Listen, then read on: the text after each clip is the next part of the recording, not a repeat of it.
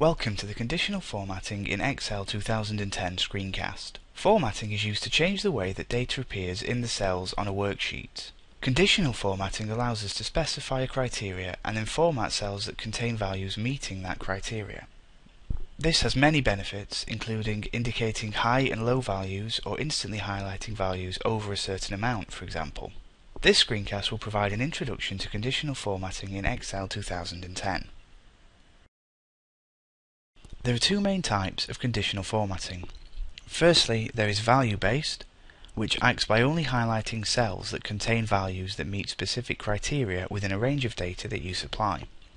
And then there is trend-based, which applies varied formatting to all the cells in a range you supply to show how each value relates to the whole range of data. First, we're going to take a look at value-based conditional formatting.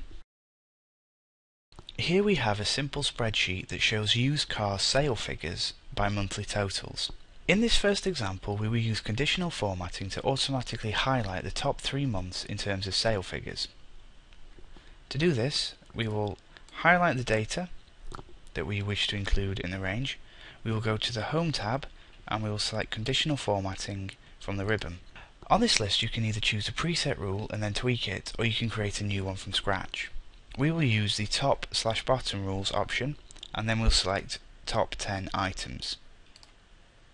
On the dialog box that opens, we can specify exactly how many cells we want to include in this formatting, and then we can also choose how we want each of those cells to be formatted. So we will choose light red fill with dark red text. We can click OK. Here we can see that the top 3 months of sale figures are now automatically highlighted.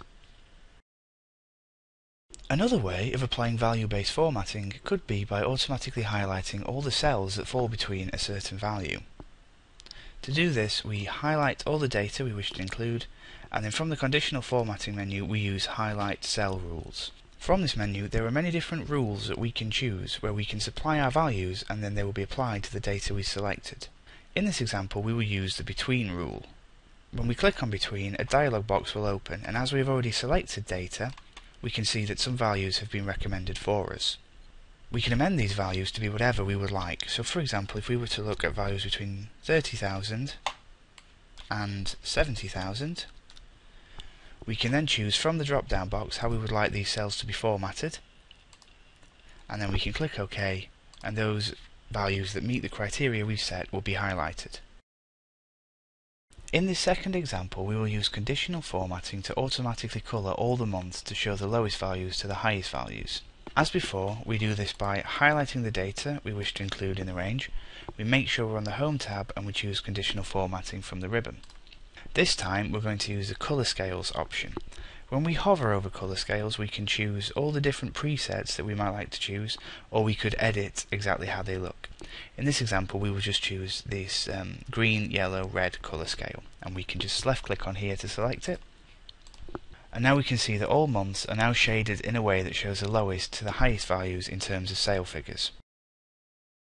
Another way of using trend-based conditional formatting would be through data bars. Data bars operate by filling the cell depending on how that value relates to all the values that you have selected. It can be more visually appealing than just full cell colour. This can be done by highlighting the data you wish to include and then choosing data bars from the conditional formatting menu. From here you have several options for how you would like your data bar to appear.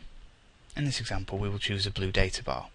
Here you can tell that each of the cells now has been filled according to the value that it contains in relation to the wider data.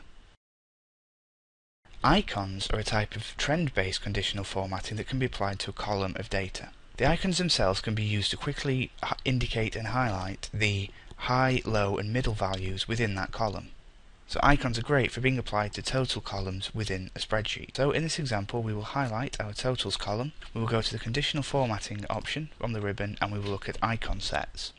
So as we've mentioned, icon sets can be used to indicate high, low and medium values, and this can be done through a variety of different designs and amounts of arrows. So for example, if we look at this icon set, all we will see is one high value, one middle value, and then the rest are the lowest values. Whereas for example, if we look at one that has 5 sets of arrows, we can see we have 1 high, 4 medium and 2 low. You can apply any icon set that you would like, whatever best suits your data. In this example we will choose the three triangles option. We left click on our choice and we can see that our column for totals is now decorated with icons which can easily show you at a glance which one with the highest value, the second highest, and then the lowest values.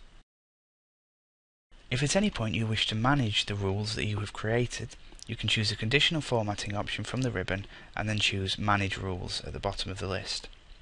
If we change the rules to this worksheet, we'll be able to see all the rules that you've created as part of this worksheet.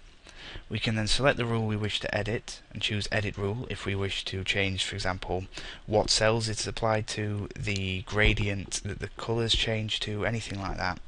Or if we just no longer want the rule to operate, we can choose Delete Rule, and then when we click Apply, it will no longer appear as part of this worksheet. Thanks for listening to the screencast. If you have any comments or need any further help using conditional formatting in Excel 2010, please get in touch in one of the following ways.